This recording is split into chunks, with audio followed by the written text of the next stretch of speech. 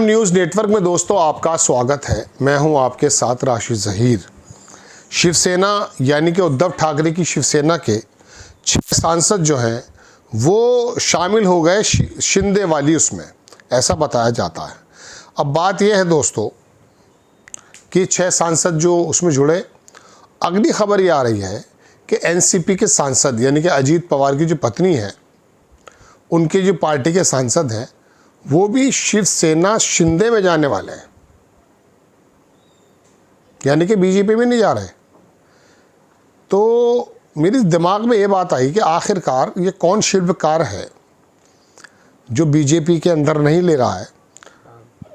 कभी वो एनसीपीआई को एक पार्टी बनी थी जिसके अंदर टीएमसी के 20 लोग चले गए, अब शिंदे के अंदर जा रहे हैं।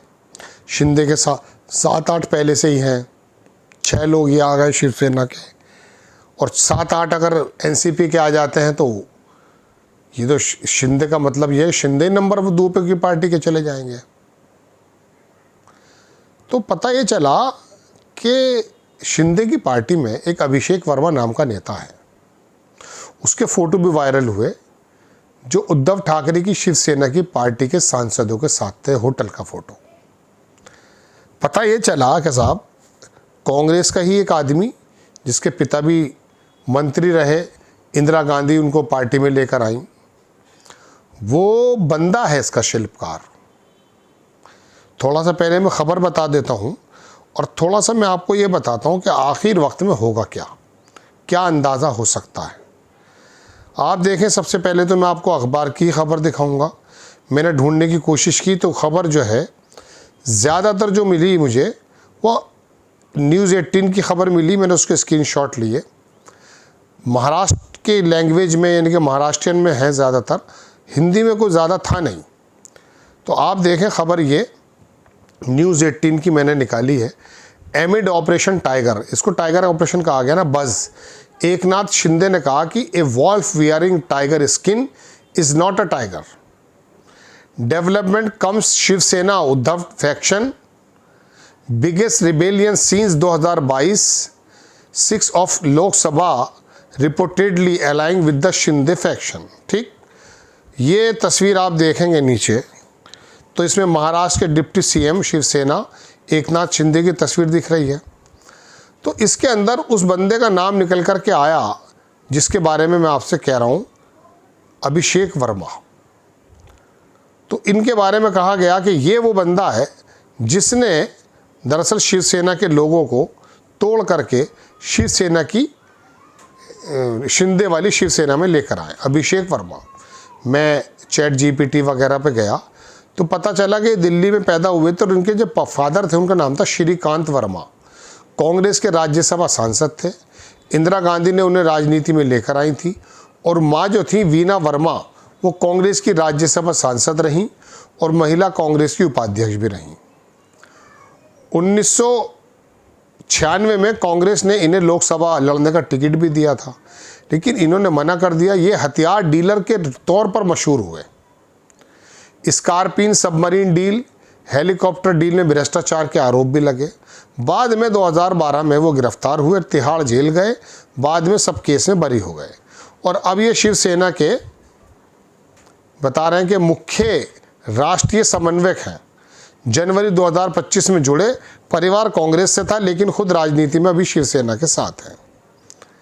तो ये दरअसल कांग्रेस का ही बंदा था और ये कांग्रेस का ही मंत्री रहे, उनके लड़के हैं। मुझे फिर उसके बाद देखने का मौका मिला उद्धव ठाकरे की एक तस्वीर। मैं दरअसल इस खबर में आपको कुछ और ही बताने जा रहा हूँ, लेकिन पहले मैं आपको दिखा देता हूँ कि उद्धव ठाकरे ने एक वीडियो मंच से दिखाया। उसमें हुआ यह है कि इनका जो सांसद है ये देशमुख करके, ये बोला मेरी माँ ख्वाब में आई।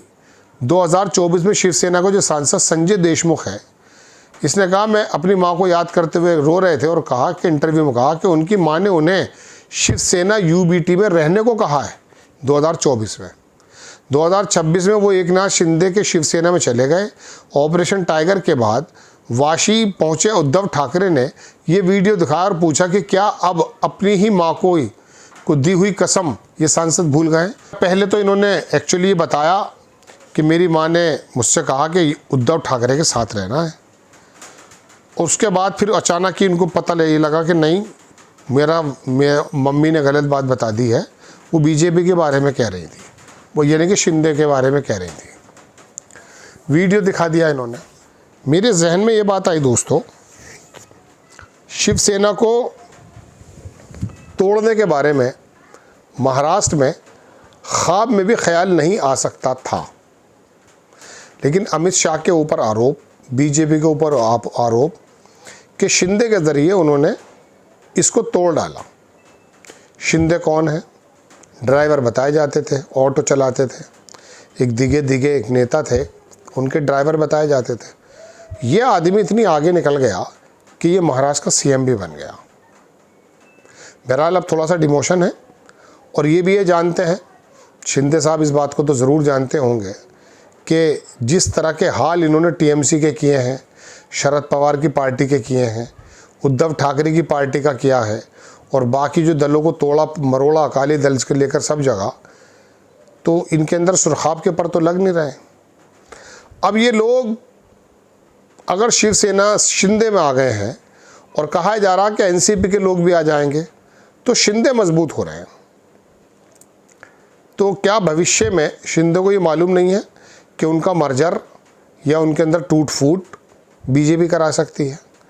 एक शक्ल तो उसकी यह है दोस्तों कि वो कंप्लीटली बड़ा एक जंग बन करके सीधे बीजेपी में चले जाएंगे।